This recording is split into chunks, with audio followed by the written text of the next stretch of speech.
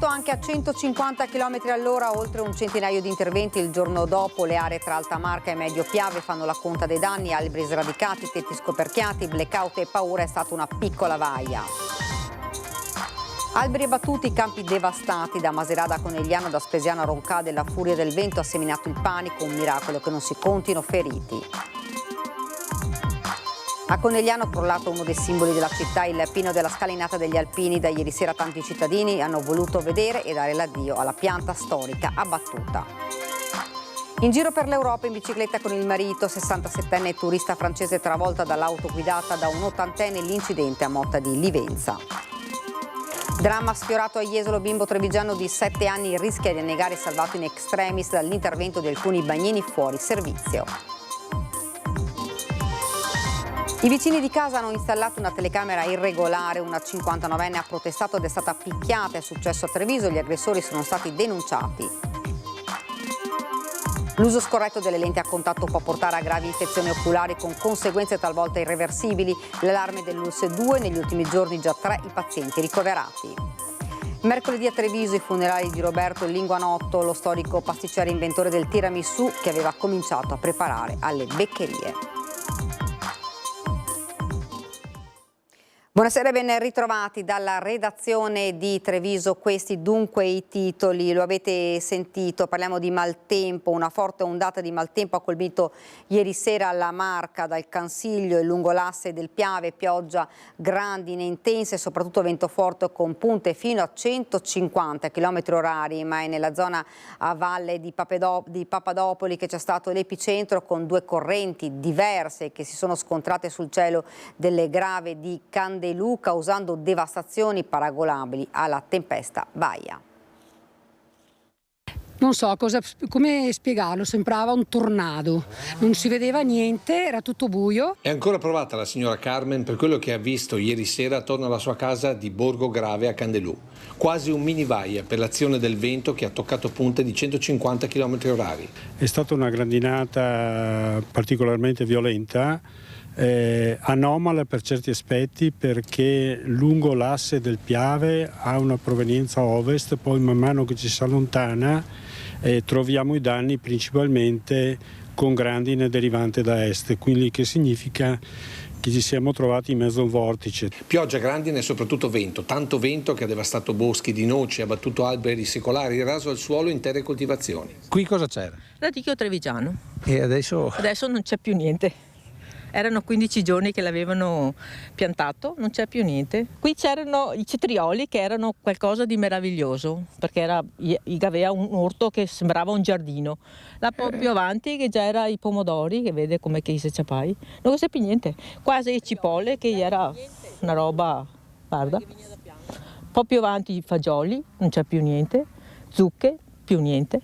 Era una roba che giuro che non ho mai vista. Tutto su un tratto c'è un torco di vento e qua davanti che già era terra secca, si è visto un fumeron di terra e dopo tutto un tratto tanta pioggia e dopo tempesta pura. Ha fatto sicuro 15 cm di tempesta. E che quando che dopo ha smesso di piova, siamo andati fuori, si camminava sul ghiaccio fino a livello delle caviglie. Tutto il borgo è rimasto senza corrente, con l'Enel che ha provveduto nelle ore successive ad attivare una serie di generatori in loco. E sempre da ieri sera e per tutta la giornata di oggi sono continuati a decine gli interventi dei vigili del fuoco in zona, parte degli oltre 200 in tutta la provincia.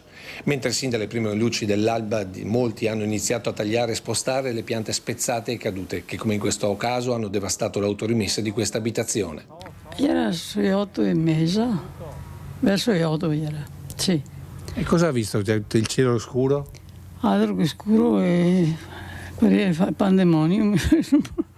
E allora cosa ha fatto? Si è chiuso dentro? Era paura, era, perché non si sapeva cosa che veniva fuori. In 85 anni non ho mai visto una cosa? No, mai vista. Ho c'è paura, sì, proprio. E proprio il territorio di Macerata sul Piave è stato uno dei più colpiti, isolata dagli alberi caduti, un'azienda agricola, una casa è stata danneggiata dai pannelli di copertura del proprio garage. I residenti, in tanti anni che abitiamo qui, mai vista una cosa simile. Motosega alla mano si tagliano gli alberi caduti già dalle prime luci dell'alba nel tratto sterrato di strada che porta all'azienda agricola in via delle Sorgenti a Macerata sul Piave, rimasta completamente isolata dopo la tempesta. Ha proprio divelto le piante da terra, le ha sradicate completamente, a me ha tirato giù una quindicina di alberi storici, piante che hanno 40-50 anni. I danni non è che siano da quantificare economicamente, è incredibile la forza distruttiva, cioè io abito qui da 35 anni ma non ho mai visto una cosa del genere. Definire un temporale è un po' riduttivo, comunque una manifestazione molto molto violenta, non ne ho mai viste di così forti, così improvvise, perché è montata con il vento fortissimo, pioggia non tanta all'inizio, però piegava gli alberi in maniera impressionante. Pochi minuti per mettere in salvo anche i cavalli della tenuta lasciati fuori all'aria della sera, giusto in tempo prima che il temporale rompesse anche i recinti. Poco distante, sempre nella stessa via, il vento ha fatto volare la recinzione di un pollaio e scoperchiato un garage, pannelli che hanno colpito il muro della casa. Abbiamo appena fatto in tempo ad entrare, a rinchiuderci dentro casa perché vedevamo questa cosa che arrivava, ma non pensavamo che andasse a finire così, e praticamente poi si sentiva questo vento forte ma non riuscivamo proprio neanche ad aprire per vedere. Poi quando si è un po' calmato siamo usciti, ma ovviamente era già notte, non c'era la corrente, quindi con la torcia abbiamo cominciato a guardare. Abbiamo trovato praticamente cose che sono volate da 30-40 metri di distanza, e quindi si è scoperchiato metà tetto del garage, i pannelli fotovoltaici si sono schiantati contro tutto ciò che trovavano e hanno rotto tutto ciò che trovavano. Danni più o meno come? Credo sui 30.000 euro. Per caso non avevo chiuso bene perché ho visto il temporale, ma di sopra e la persiana del bagno l'ho lasciata tanto così sono andata dentro perché in bagno potevo andare con i stivali. E ieri sera già cominciavano le motoseghe dall'altra parte, si vede che non passavano per le strade e buttavano da parte i rami. Danni anche a casa della signora Augusta, alberi caduti anche qui, il tetto del magazzino di Velto e il camino rotto dalla furia del vento. Stesso scenario a poche centinaia di metri, caduti i pannelli del negozio di abbigliamento Berti a Candelù, danni anche alla trattoria Edera. Un fulmine mi ha tranciato a metà il pino, le tapparelle qui le ha portate via. Completamente scoperchiato il tetto di un condominio in via Venezia, dove i residenti hanno raccontato di aver sentito un forte boato durante la tempesta. La sorpresa all'indomani con le prime luci del giorno, quando la strada era ricoperta dai cocci delle tegole cadute. Tempesta che non ha risparmiato nemmeno il comune di Breda di Piave, paese rimasto per ora senza elettricità a causa degli alberi caduti che hanno abbattuto cavi e pali dell'alta tensione.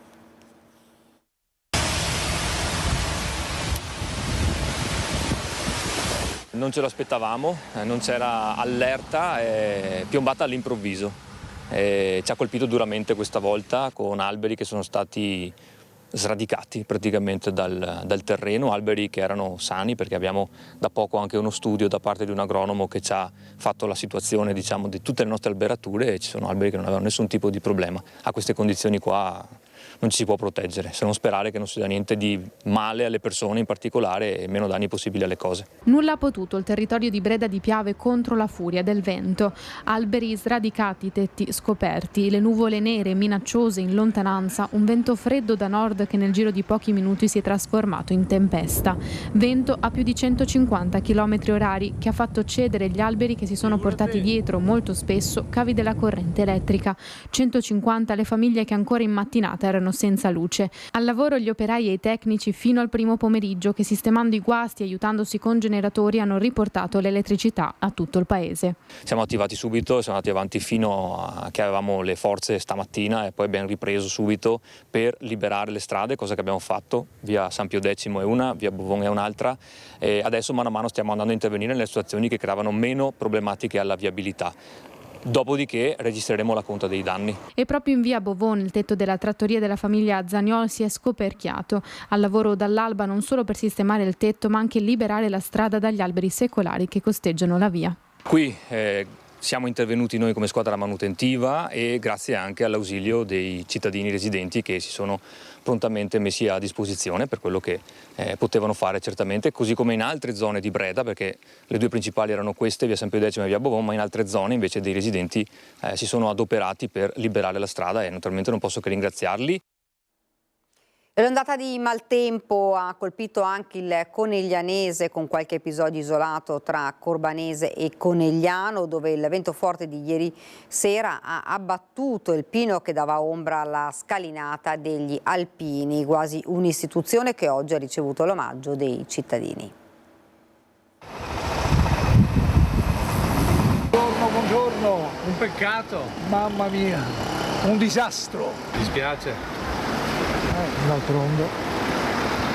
Siamo nati qua, siamo nati con questi pini. Voci di chi questa mattina a Conegliano ha voluto portare un ultimo saluto all'albero che dava ombra alla scalinata degli Alpini e che ieri sera è caduto sotto le forti raffiche di vento che hanno sferzato la città e il comprensorio. È un peccato, però con i tempi che sono cambiati bisogna provvedere a tutta l'alberatura lungo questo corso. Guardi dall'altra parte quanto è alto, sono piante con radici superficiali. Pino piantato in un plateatico privato come gran parte delle alberature storiche del centro. Per questo il sindaco Chiesa sta già predisponendo dei controlli. L'appello ai cittadini, soprattutto a chi ha giardini con alberi di queste dimensioni, di fare un'analisi fitosanitaria, ma li contatteremo con una lettera, li convocheremo e parleremo loro e facciamo magari la stessa operazione che stiamo facendo sui giardini pubblici, perché la prima cosa che ci interessa poi è l'incolumità dei cittadini e qua si rischia veramente. Così come nel controllo delle coperture per prevenire quello che invece è accaduto in questa abitazione a San Pietro di Feletto, lungo la strada per Tarso,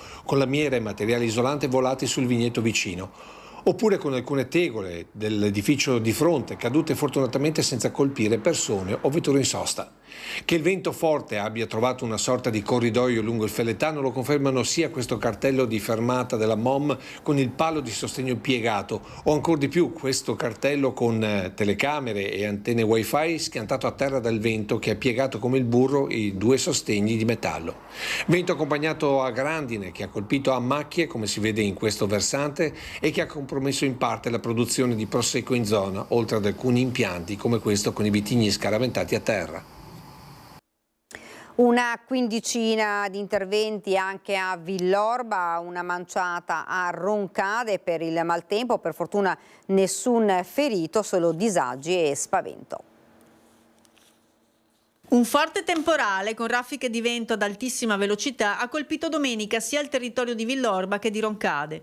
Una quindicina gli interventi della protezione civile nel primo comune, con una decina di alberi abbattuti dal vento in proprietà private e caduti in parte su strade pubbliche, dove è stato necessario intervenire.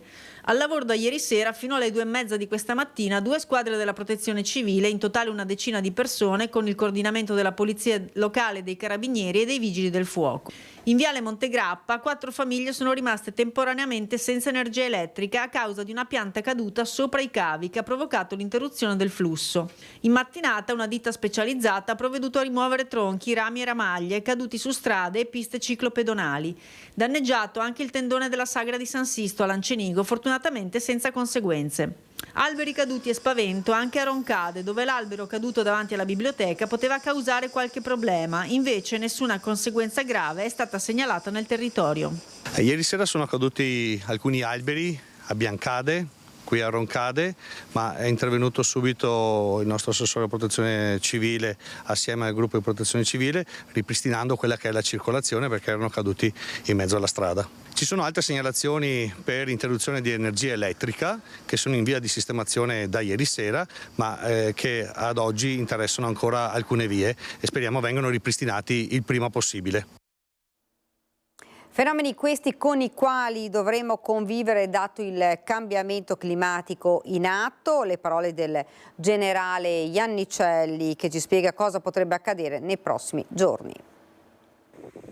Il fenomeno del downburst, che poi vuol dire raffiche discendenti, si stanno verificando come non si verificavano una volta, proprio per l'aumento del calore che avviene, il caldo aumenta e quindi si può formare questo downburst, che poi vuol dire una raffica discendente. Ecco, questa raffica forte che precede il temporale scende verso il basso e poi si pone in senso orizzontale, quindi si sfoga orizzontalmente. Nel caso di ieri, di questa notte, non si può parlare secondo me di questo fenomeno. Questo fenomeno quando avviene distrugge interi boschi, ecco, è molto più, gli effetti sono molto più ampi. Nel caso specifico di questa notte potremmo parlare di qualche piccola tromba d'aria, nulla più. Questi fenomeni molto intensi sono sempre più frequenti, ma perché? Perché le condizioni che li creano sono sempre più presenti. Abbiamo tanto caldo che si prolunga nel tempo, nei giorni, come sta accadendo in questo periodo. Tanto caldo, tanto calore, che poi viene messo, come dire, viene attivato da un impulso di aria un po' più fresca che scende dalle Alpi, ed ecco i fenomeni. I fenomeni sono prevedibili, ripeto, le condizioni ci sono e ci saranno purtroppo ancora nei prossimi giorni, però la localizzazione è sempre molto, molto difficile. Comunque la situazione per i prossimi giorni non cambia, abbiamo ancora quest'alta pressione che ci sovrasta, quindi le temperature di nuovo raggiungono valori, dopo questa piccola pausa, ma piccolissima, raggiungono valori di oltre 33, 34, 35 gradi, quindi le condizioni saranno ancora favorevoli poi al formarsi di temporali. Certo, a brevissima scadenza non sono previsti, però già per fine settimana l'aumento ancora col persistere di questa energia, di questo calore, potremmo avere ancora qualche fenomeno. Continuiamo con la cronaca. Grave incidente questa mattina a Motta di Livenza. Un automobilista ha urtato il carrello agganciato ad una bicicletta facendo finire a terra la ciclista. La donna è stata trasportata a Treviso per un trauma facciale.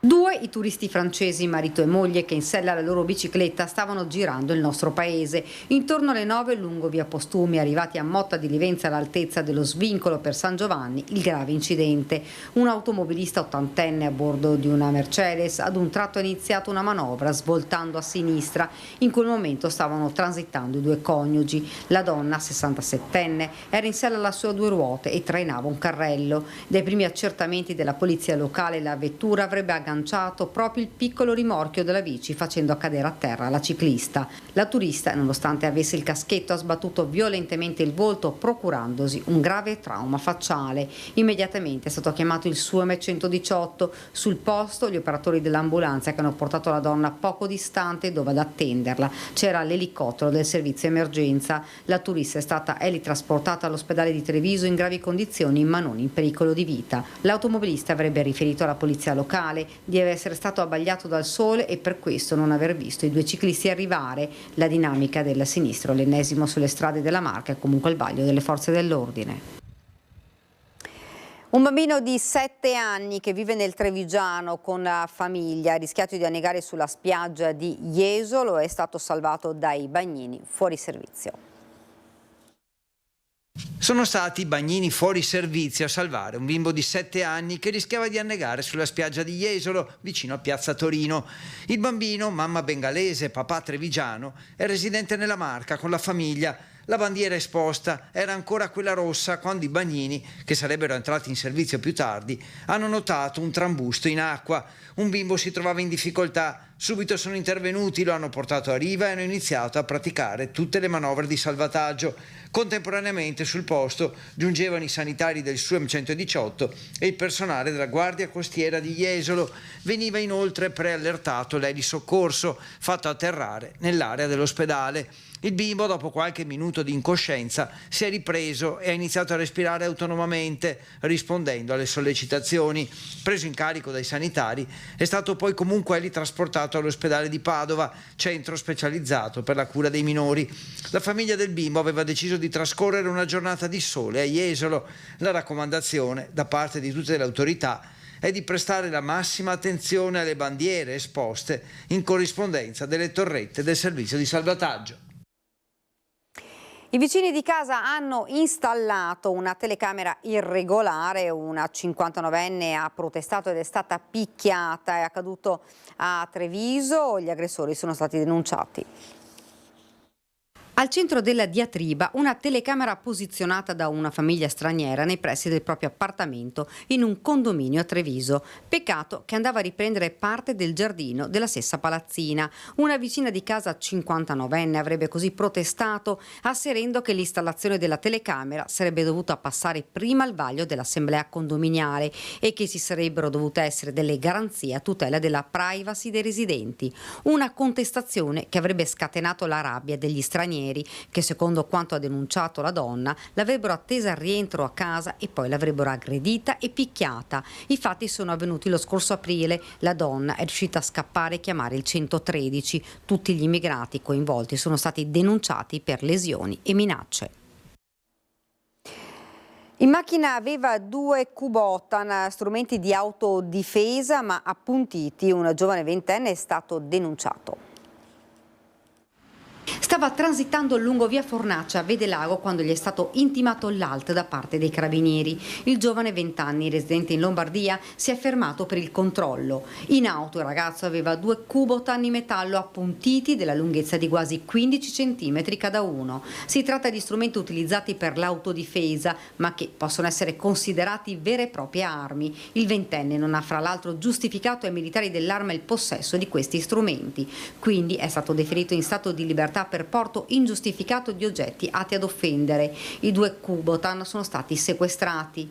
Non solo, i controlli dei carabinieri hanno portato a fermare a Montebelluna, lungo via Feltrina, un 55enne alla guida della sua autovettura. L'uomo è stato sottoposto ad accertamento alcolimetrico, risultando positivo con tasso superiore a 2,40, quasi come etilico. L'automobilista è stato deferito in stato di libertà all'autorità giudiziaria, il veicolo è stato sequestrato e la patente di guida ritirata.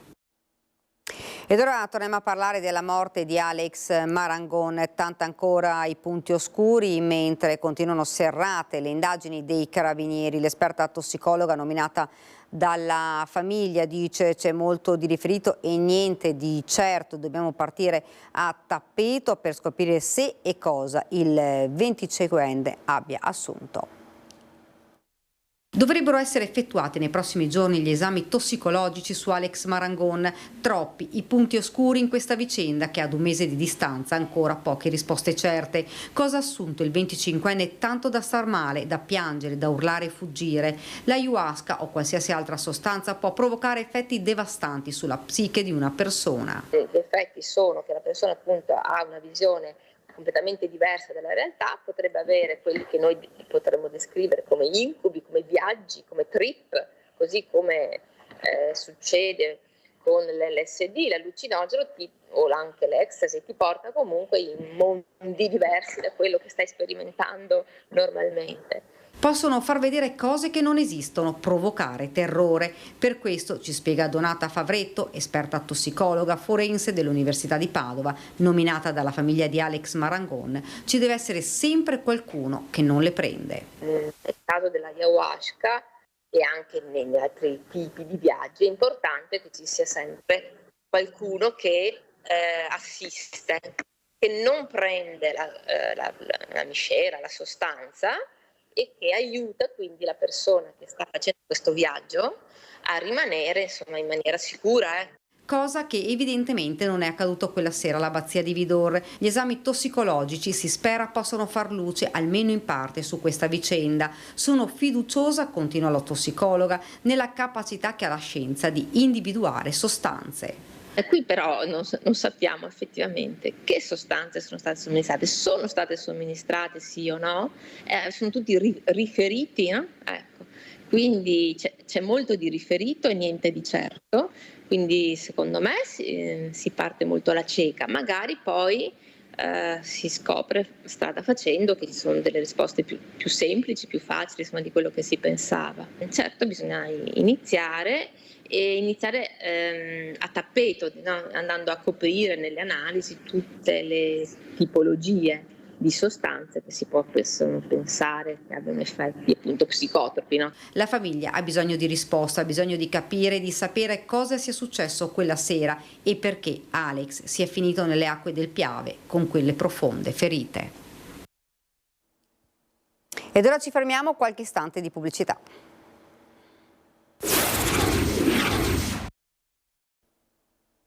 Rieccoci nuovamente in studio. L'uso scorretto delle lenti a contatto può portare a gravi infezioni oculari con conseguenze talvolta irreversibili sulla vista, infezioni che aumentano nel periodo estivo. Ecco quindi le raccomandazioni degli oculisti dell'ospedale di Treviso, dove negli ultimi giorni sono già 3 i pazienti ricoverati per gravi infezioni alla cornea.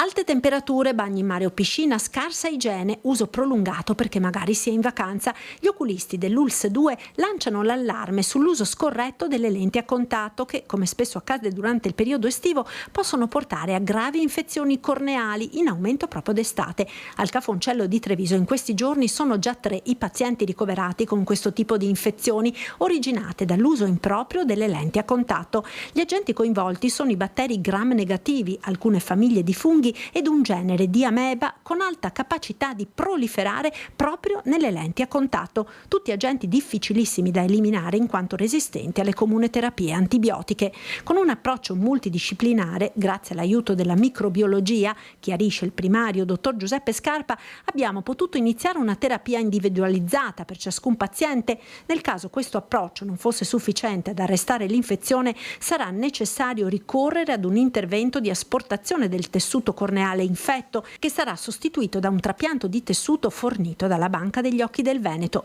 È quindi necessario tutto l'anno, ma soprattutto d'estate, seguire precise raccomandazioni: lavarsi sempre le mani prima di applicare e togliere le lenti, mantenere una scrupolosa igiene nel manipolare i liquidi di conservazione, non indossarle mai facendo il bagno in mare o in piscina, né in presenza di dolore o arrossamento oculare, e soprattutto in caso di dolore o offuscamento visivo rivolgersi sempre e tempestivamente all'oculista. Sabato si è spento prematuramente Matteo De Lazzari, giovane 34enne, calciatore del Postioma Porcellengo per un male incurabile. Ha donato le cornee, domani i funerali.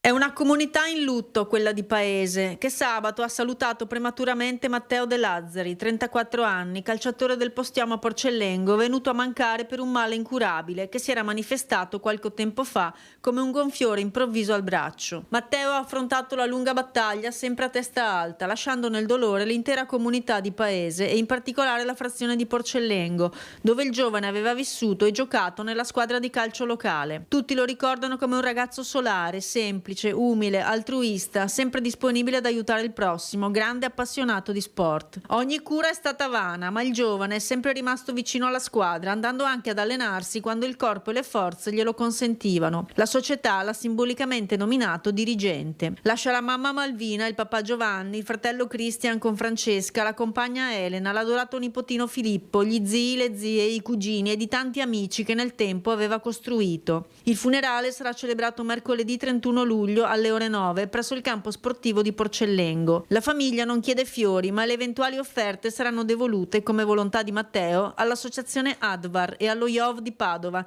che avevano seguito il ragazzo durante la malattia. Come ultimo gesto, a dimostrazione della sua grande generosità, Matteo ha donato le cornee. Mercoledì i funerali di Roberto Linguanotto, lo storico pasticcere trevigiano, inventore del tiramisù che aveva cominciato a preparare alle beccherie. Gentile signora Kitaoka, come promesso sono a descrivere come ho preparato il dolce tiramisù quando lavoravo al ristorante Le Beccherie nel 1969-70. Inizia così una delle lettere di Roberto Loli Linguanotto, il padre del tiramisù, venuto a mancare domenica sera all'età di 81 anni dopo una lunga malattia. Un simbolo della trevigianità, un grande ambasciatore del Made in Treviso, un altro pezzetto della città che scompare. Roberto Lolli Linguanotto è stato per noi una linea guida, una guida, uno spirito guida, perché fondamentalmente, avendo inventato il tiramisù, noi non saremmo mai esistiti se non ci fosse stato il suo intervento. Una persona dolce nei modi, disponibile sempre con tutti quanti, fantastico, dava consigli sia ai più giovani, mi ricordo durante la Tiramisù World Cup che c'erano i ragazzi delle scuole, ma anche ai concorrenti, sia quelli che vincevano che quelli che non vincevano. Era nato a Treviso nel 1943, si definiva un gelataio, ricordando il suo periodo in Germania dove era emigrato. Grande lavoratore silenzioso, era arrivato alle beccherie nel 1969 e insieme alla titolare Alba Campeol, Linguanotto aveva messo a punto la ricetta del tiramisù, poi rinominato tiramisù, il dolce italiano più conosciuto al mondo. Aveva anche sdoganato le ricette eretiche, come le definiva Maffioli, ma su una cosa non transigeva. Le grandi citazioni di Roberto Lolli Linguanotto è che il tiramisù deve sapere da tiramisù, per cui non devi sentire troppo il cacao o troppo il caffè o troppo un altro ingrediente, per cui il bilanciamento dei sapori è estremamente importante. Per noi è una grandissima perdita umana, prima di tutto. Sono molto dispiaciuto di non averlo rivisto dopo tutto questo tempo, eravamo sempre in contatto tramite la famiglia. Grande il cordoglio in città, sia da parte del sindaco Mario Conte, un grande trevigiano che ci lascia, ha detto, sia da parte di FIPE Confcommercio. La presidente Dagna Sartorato lo ricorda come un uomo semplice, di grande disponibilità, anche nell'importante collaborazione che ha prestato in questi anni nell'intensa opera di promozione di questo dolce. A Roberto va tutto il riconoscimento della ristorazione, dei pubblici esercizi e del turismo trevigiani. I funerali mercoledì 31 luglio alle 10:30 nella chiesa di Santa Bona. Ed ora invece parliamo del turismo sulle colline patrimonio UNESCO. Il trend dei primi 6 mesi dell'anno conferma che il 2024 sarà l'anno dei record. Abbiamo un più 15% di media sui primi 5 mesi dell'anno rispetto al 23 e un più 20% rispetto invece all'anno che oggi viene ancora preso come benchmark, che è quello pre-Covid, chiaramente 2019. Nel 2023 era stata la destinazione turistica veneta cresciuta di più rispetto all'era pre-Covid.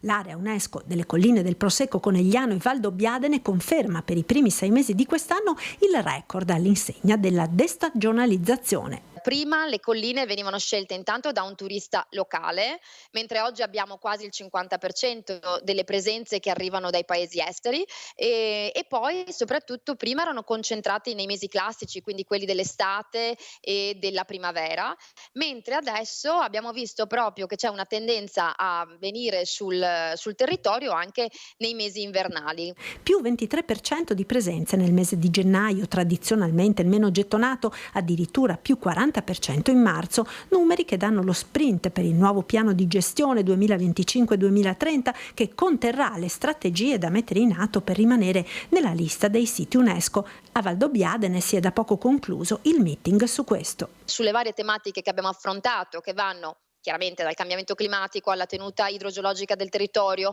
alla questione della viabilità in una zona che chiaramente è interessata anche da una viabilità delle cantine, vista la grande concentrazione che abbiamo, dalla sostenibilità turistica. Abbiamo avuto molti suggerimenti che noi metteremo in pratica aggiornando il piano di gestione, che poi verrà trasmesso da un lato al Ministero della Cultura, che è il nostro ministero di riferimento, lo ricordo sempre, e poi ad UNESCO, che a breve farà una visita sulle colline proprio per verificare che da quando siamo diventati patrimonio dell'umanità siano state rispettate le prescrizioni che ci erano state date in fase di inserimento nel 2019. Non 32 ma 34 gli atleti che nella rosa della nazionale rappresentano il Veneto ai Giochi Olimpici di Parigi. I motivi di soddisfazione non mancano per il presidente del CONI Veneto, Dino Ponchio, che sottolinea il vero messaggio delle Olimpiadi a invogliare i giovani a fare sport. Ci sono anche altri 2 atleti, il maratoneta Eyob Fanil, residente a Bassano del Grappa, ed il mezzofondista Katalin Tekuceanu, nel coneglianese neonaturalizzati italiani, nel conto degli atleti veneti che partecipano alle Olimpiadi di Parigi, facendo salire a 34 il numero dei campioni per il quali la nostra regione sta facendo il tifo, dai campionissimi delle Fiamme Oro di Padova ai tanti giovani atleti, dal nuoto al ciclismo, dall'atletica alla pallavolo. I motivi di orgoglio non mancano. Al di là dei veneti acquisiti, perché tesserati Fiamme Oro Padova come Marcel Jacobs, Jimbo Tamberi e Larissa Iapichino, da cui aspettiamo da tutte e 3 grandi soddisfazioni, non posso non citare Thomas Ceccon, che è sicuramente un grandissimo talento, ma anche una grandissima persona, un bravissimo ragazzo che è anche cosciente dei suoi mezzi, è lì per fare bene, e sono convinto che porterà a casa, tornerà a casa nel Veneto portando al collo un bel peso di metallo prezioso.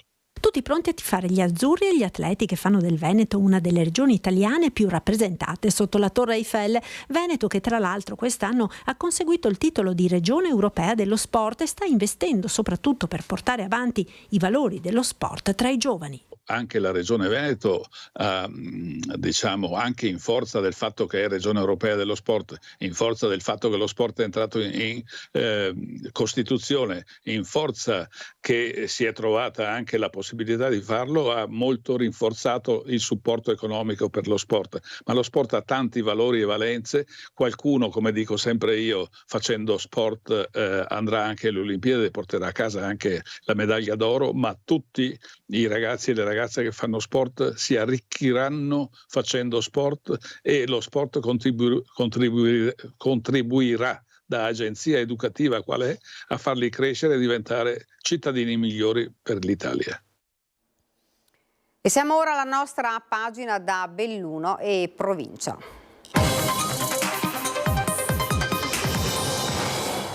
In primo piano la cronaca. È finita nel peggiore dei modi la competizione automobilistica dell'Alpe del Nevegalle in programma ieri. Un volontario dell'organizzazione ha perso la vita in un tragico incidente dopo il termine della gara.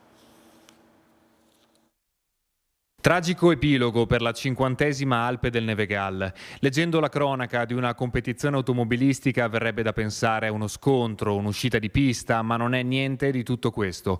A strappare la vita al bellunese Emanuele Micheletto, 40 anni, è un carrello dell'organizzazione sul quale poco dopo le 16 era seduto Emanuele, mentre assieme ad altri volontari al termine della gara stava sgomberando il tracciato dai dispositivi di sicurezza. All'improvviso qualcosa va storto, a un tornante il carrello si rovescia e a terra rimangono 2 persone in condizioni gravissime. Per Emanuele, nonostante gli sforzi dei sanitari accorsi sul posto con ambulanze e l'elisoccorso, non c'è nulla da fare.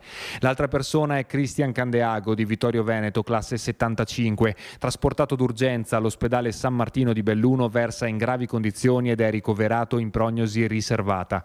Gli organizzatori sospendono immediatamente tutte le premiazioni e i pensieri e le lacrime vanno a Emanuele Micheletto, designer nel settore dell'occhialeria e appassionato di motori fin da bambino. Copilota di rally e collaboratore della Trecime Promotor che organizza la competizione, Emanuele era un volto noto nell'ambiente automobilistico che ha sempre vissuto in prima linea con passione ed dedizione. Questa mattina, sul luogo della tragedia, papà Paolo e il fratello Lorenzo, stretti nel dolore, hanno deposto una corona di alloro, mentre l'azienda dove Emanuele lavorava istituiva un minuto di silenzio nelle filiali di tutto il mondo per ricordarlo. Contattati telefonicamente, gli organizzatori della gara non se la sono sentita di rilasciare dichiarazioni. Siamo troppo disperati, fanno sapere, con la voce di chi ha perso prima che un collaboratore, un amico e una persona d'oro, come lo ricordano tutti coloro che lo conoscevano e gli erano vicino. Sulla dinamica dell'accaduto, dai particolari ancora incerti, spetterà ora alla magistratura far luce per accertare se vi siano o meno responsabilità in merito. 6 amici, un itinerario escursionistico sul gruppo dolomitico delle Marmarole in comune di Calalzo di Cadore. Questo è lo scenario in cui ha perso la vita una donna di 34 anni di Genova mentre scendendo lungo il vallone del Froppa, poco sotto Forcella Marmarole, è stata travolta da una scarica di sassi che non le ha lasciato scampo. A dare l'allarme l'amica che le stava vicino. Sul posto è intervenuto l'elicottero del SUEM di Piave di Cadore che, nonostante le nubi, le difficoltà di interagire con gli escursionisti a causa della precarietà del segnale telefonico, ha individuato il gruppo e recuperato la salma della 34enne per poi trasportarla all'ospedale di Piave di Cadore, dove è stata affidata ai carabinieri. Nasce a Pascher di Feltre la prima comunità energetica rinnovabile della provincia di Belluno, 20 membri che dall'iniziativa traggono beneficio non solo sotto il profilo economico ma contribuendo anche alla sostenibilità ambientale.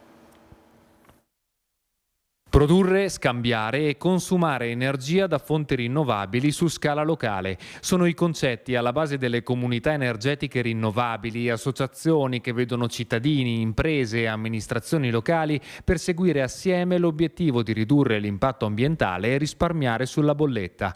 Secondo il report di Legambiente sono 154 le comunità istituite ad oggi in Italia, 13 in Veneto e ora una anche in provincia di Belluno, a Feltre. Si chiama Feltre Energy. È gestita interamente da privati e da un'azienda ortofrutticola e dall'8 luglio produce energia green tramite l'uso di pannelli fotovoltaici. Produciamo molto, stiamo distribuendo energia a circa una ventina di famiglie, oltre al nostro autoconsumo. 63.000 kWh la produzione di energia stimata nell'impianto che si trova nella frazione di Pasquer, risultando in benefici sia ambientali che economici. Avere un impatto ambientale molto positivo per una mancata emissione di anidride carbonica e in particolare le comunità energetiche rinnovabili garantiscono per 20 anni un contributo a tutti i soci che autoconsumano l'energia anche non nel luogo di produzione e questo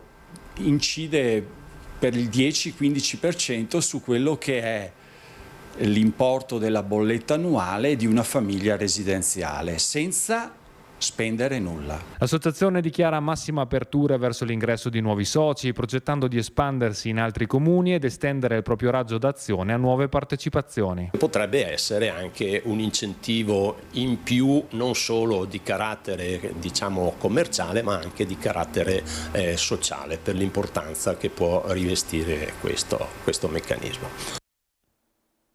Ed è davvero tutto per questa edizione del nostro telegiornale. Ora la sigla e poi le previsioni del tempo. Grazie davvero per averci seguito e buona serata.